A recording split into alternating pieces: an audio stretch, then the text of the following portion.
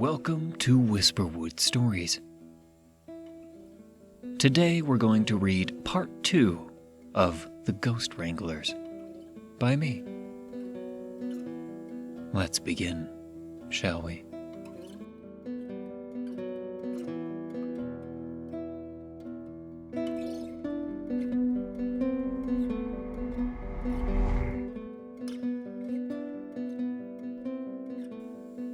We arrived in Horstead that night.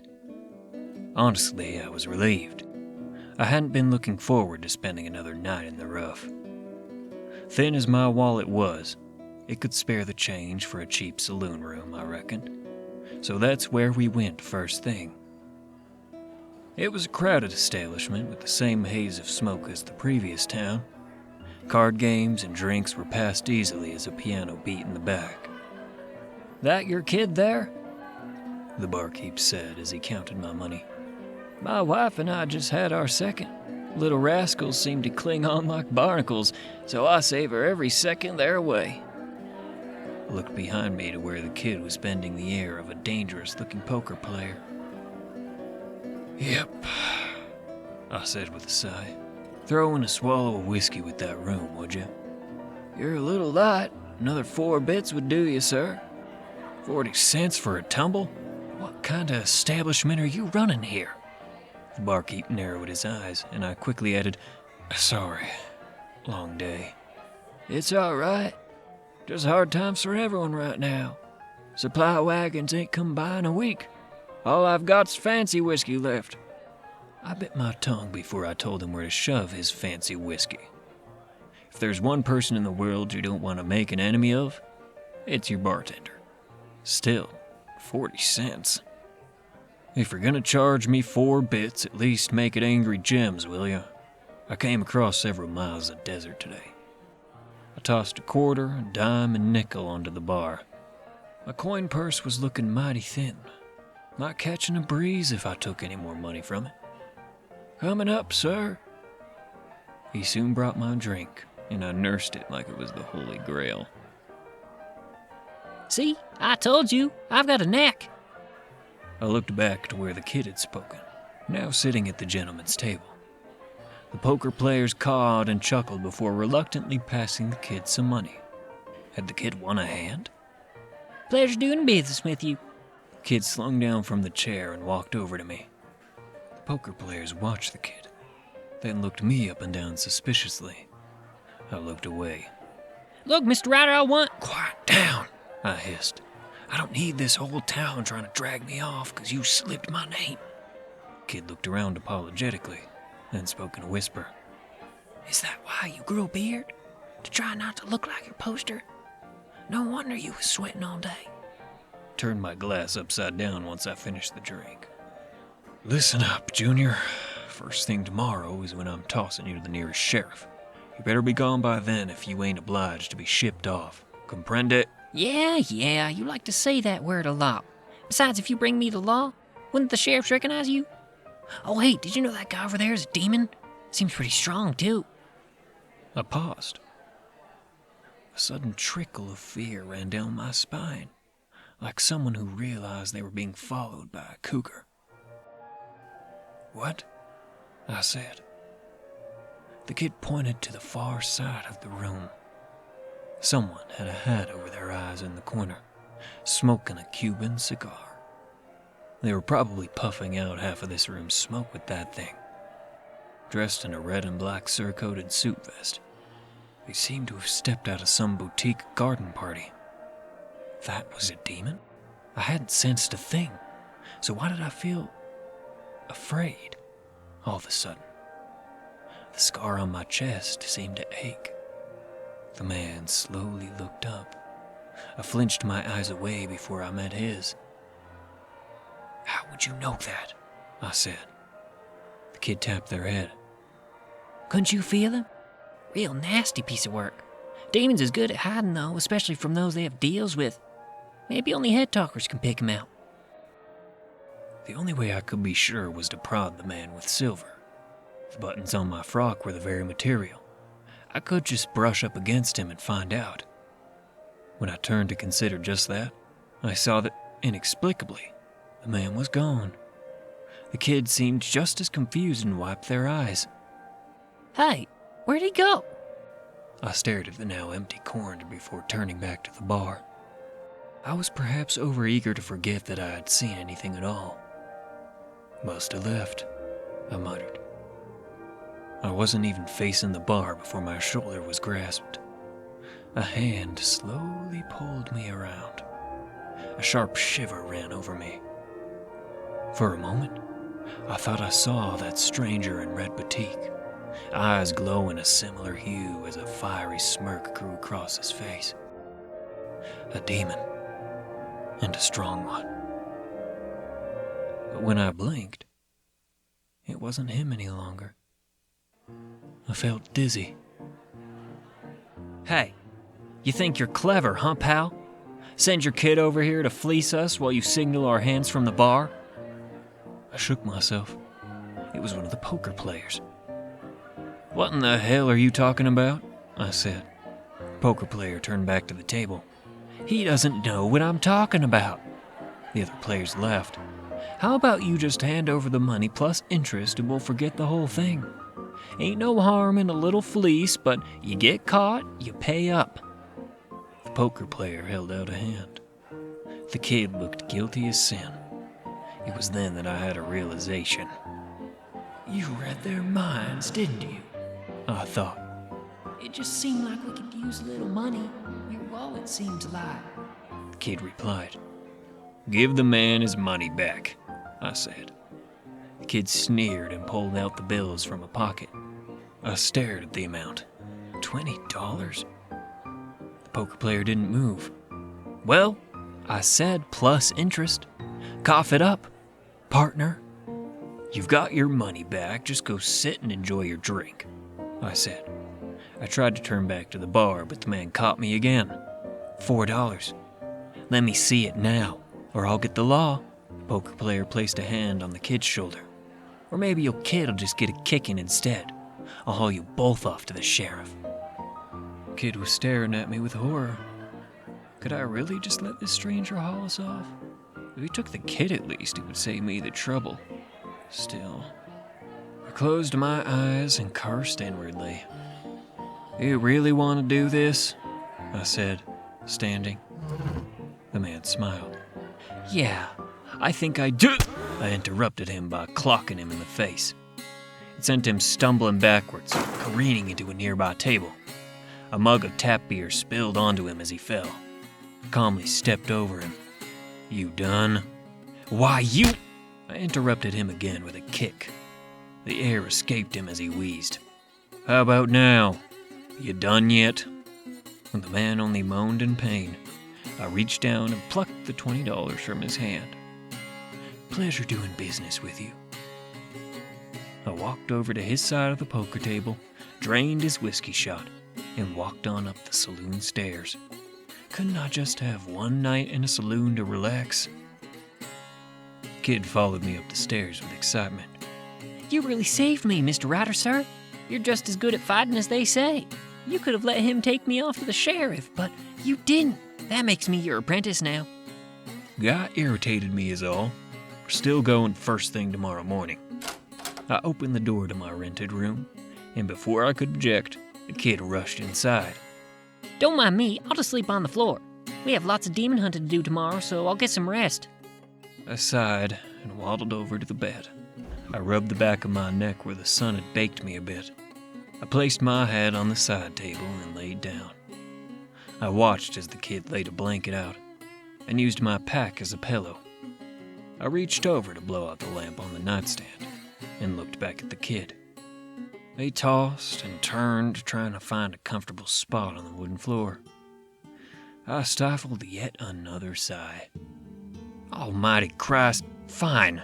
You take the bed. Go on, get up. I stood up and walked over to a lounging chair in the corner. The kid looked over, smiled, and jumped onto the bed with enthusiasm. It was more the kid's size anyway. Toss me my hat. The kid threw my hat like a flying wheel. I caught it, then draped it over my eyes. At least I would be getting some form of comfortable rest tonight. I managed to fall asleep quick enough, but had strange sorts of dreams. A church house on fire, a smiling face in the water, a shattered mirror reflecting several people, but most strange of all was the man from earlier, the one the kid had pointed out dressed in red. He stood there, smoking that damnable Cuban cigar, smiling a smile too wide to be wholly good. Mr. Ryder, sir? I awoke to the kid shaking my shoulder. I shot up, my hat falling from my face. The dreams had shaken me, and it took a moment before I was whole again. Kid, what is it? There's a lawman at the door. A lawman? What did he want? The kid pointed over. It was much too early for this. I stood and warily walked over. The door creaked as I opened it. There was indeed a lawman there, dressed in a gray and blue uniform. Sorry to wake you, sir. Do you have a moment? What's this about? I said. Downstairs, if you will, sir. The lawman walked down the hall. Stay here, I said to the kid, and followed. The lawman brought me down the stairs. The saloon was closed at this time of day, but there were some people sitting here. The bartender, for one, and the poker players from last night. The lawman gestured to a chair across from the other officers, so I sat. This whole thing had me on edge. Do you know this man, sir? The lawman gestured to one of the poker players, who now had an eye shining with bruises. Not really. Liar! That's the one who struck me. Just ask the barkeep. Then he took my $20. The poker player stammered. I said I don't know you, and that's true enough. All I know is you accused me of a fleece, and that don't sit well with me, I said. So you did strike the man, the lawman said wearily. I nodded. This man says you cheated at poker, and when he confronted you, you attacked him. I didn't cheat at poker. Ask the bartender. My back was turned on that table the whole time. The lawman raised an eyebrow to the bartender. Virtually true, sir. The kid involved, yours then? I opened my mouth to tell him hell no, then paused. I could tell the truth, but what would that mean? I wanted to be rid of him, sure, but the law would likely ship the kid off to some big city orphanage. If they realized something was strange about the kid, he may be an institution instead. As mad as it made me, the kid didn't deserve that. What I should do is hand the kid off to one of the other ghost wranglers at today's meeting. They would know the best place for a psychic kid with no parents. I only wish my brother had gotten that help when we were young. So, with a sigh, I relented. Yes, it's my kid. And you didn't signal cheat, or however he said? No. The lawman looked between the two of us. How about this, then?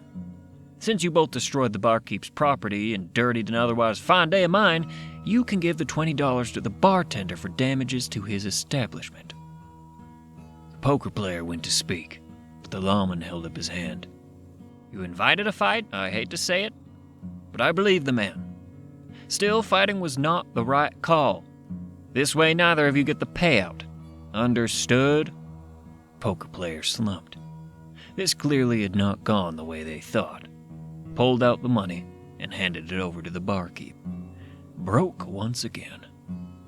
All stood and began to leave the bar. All but one, anyway. A seated lawman, staring at me, looking me up and down again and again. Eventually he stood and spoke. Do I know you from somewhere? Swallowed a nervous lump. Can't say that I know you, I said carefully.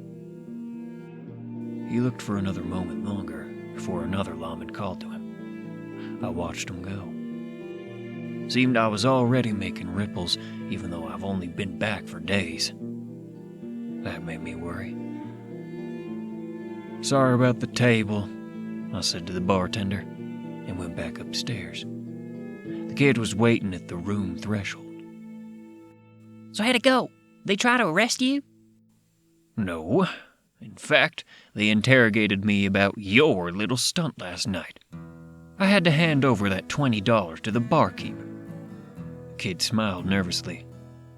I just thought you could use some more money is all. Sorry, Mr. Ryder, sir. That's all fine and good. But how about you warn me next time you try a little stunt like this? The kid nodded. So, where are we going today, Mr. Ryder, sir? Out. Packed up my things and left the room. The kid followed. We walked silently for a time. I dropped the room key off at the bar and left the saloon. The town was busy despite the morning hour. This town was quickly becoming the kind that never slept, with horse carts and folks with livestock traveling the muddy streets. To my surprise, they had laid the main road with cobblestones now. The kid kept looking up at me, wringing their hands until the anxiety made him blurt out. I don't want to go back to a city orphanage, Mr. Ryder, sir. Please don't take me to the lawman. The kid whined. I cut the kid off before they could continue muttering. Relax. We're going to a ghost Wranglers meeting. Be on your best behavior. Comprende? Kid smiled wide. There's others like us? Oh, boy, I can't wait to meet them. Thank you, Mr. Ryder, sir. Thank you. We kept walking towards the main plaza. I glanced around the place, feeling like I didn't belong. So many inventions, all rising within my lifetime. I remember when this place was just a few farms and a corner market, I said idly. Makes sense. You are pretty old. I chuckled. I am pretty old. So, where's this meeting? The kid said. Just on the south side of town at an old schoolhouse. It's the first place we met together, in fact. All hiding from the law like meerkats from a stampede. I'm guessing that was also 100 years ago? Something like that. As we reached the main plaza, vendors shouted their wares and waved examples to the passerby. The world was quickly becoming all about money. I can't say that I was looking forward to it. Horstead Gazette, get the latest news about the strange happenings for only 2 cents. There's been an update in the mysterious livestock killings in Horstead Farms. Best barber in town. Haircuts, shaves, and pomade to make you shine like a new penny. Walk-ins welcome. 10 to 25 cents. There's nothing more American than brandishing your Second Amendment rights. Pick up a new pistol or rifle here at Jim's Emporium. Special on 45s, $45 for 2. New show in town for 1 week only. Come see esteemed actors perform The Oaken Oar, a tale of pirates in Cuban waters. Can we see the play? The kid said excitedly. We don't have the time or money. The meeting starts soon. The kid seemed like they would say something more, but only stared back at the flashing lights and sighed. Yeah, I guess that's what it means to be a ghost wrangler. I scoffed. The kid was a fast learner. We walked down the rest of the main street. That overcast from yesterday finally decided to rain. I pointed out the school as it came close, and we rushed towards it.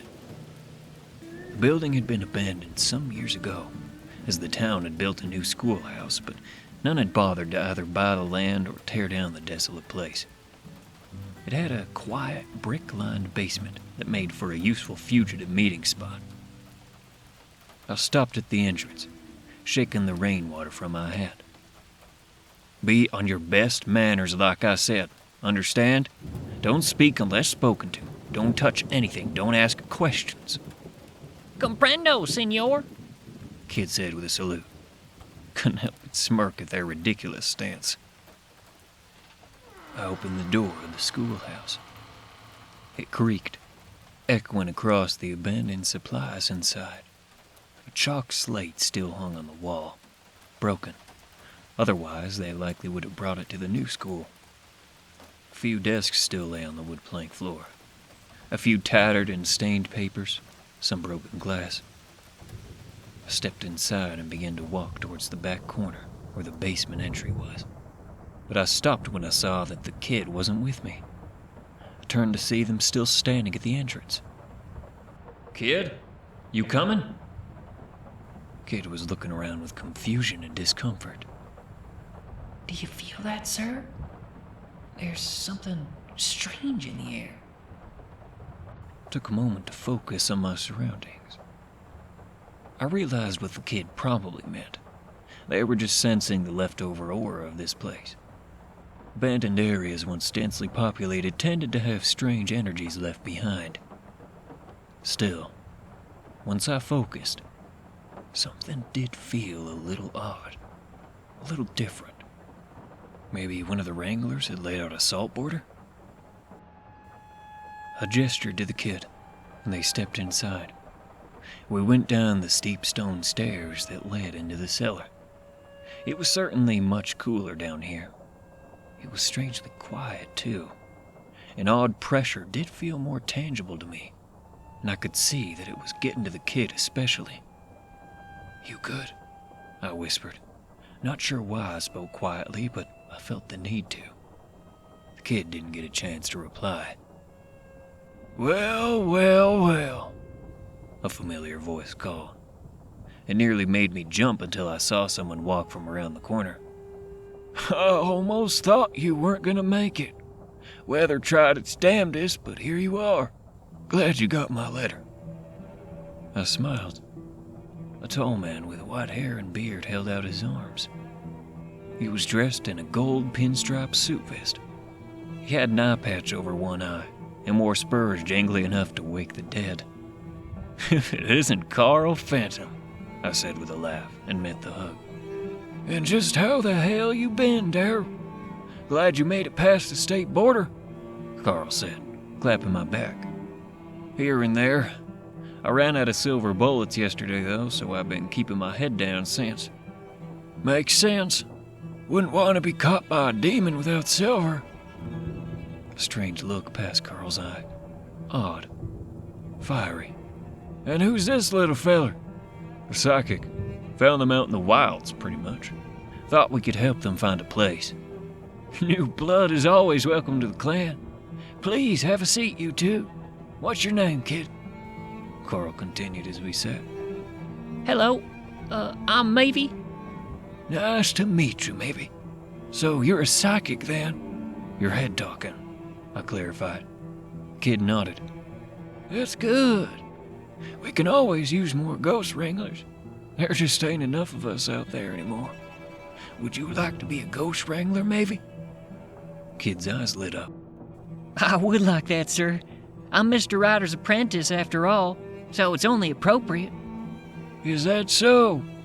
I didn't think quiet old Darryl to be the type to take on help." "Not willingly," I muttered. "So, how much do you know about the occult, maybe?" So much. The kid began. I know salt and silver and holy water. I know how to tackle banshees or spot powerful demons when they take the skin of another. I know where to douse out ghost sage, and I can talk to spirits in my head. Psychic, was it? "Carl, where's everyone else?" I interjected. Carl smiled. "Oh, I'm sure they're in town somewhere. Jane is still around, so is Freddie, Mark, and Jesse." "What about Alistair?" "He's actually the reason I called this meeting," Carl said. "He found a bigwig demon's nest. Clever demon ruling it, he said. Claimed you might just know the demon too. Alistair went in by himself, though, for reconnaissance, and none of us have seen him since." I shook my head. Alistair always was a fool. Could there really be only 6 of us now? "So the others have managed to evade the law too, huh?" I said. Carl smiled wider. "In a sense, though we have threats on all fronts." Mr. Ryder, sir? Kid's voice was shaky. "Quiet, kid. The adults need to talk. How did Alistair find it? Did he tell you before he left?" No, I found him when he came to the nest. They had been real brave boys, him and Carl. I stared. What? I looked down at the kid. Maybe he was afraid. like a wanderer hearing a click of a gun hammer behind him. Come now, Daryl. Why don't you listen to what the kid has to say? Might do you some good, Carl said. I felt something. A shift of sorts. It was like that feeling I had when we first walked into the basement, but much stronger. Thought I could smell something horrid, too. Was it sulfur? Yes. Rotten eggs and bile. Carl's face was slightly too curved, smile a little too wide, eyes not quite the correct color. What is it, kid? My voice was low now. I think this man is. Carl leaned forward slowly, chair creaking. Go on, maybe. Say it. This man is a demon.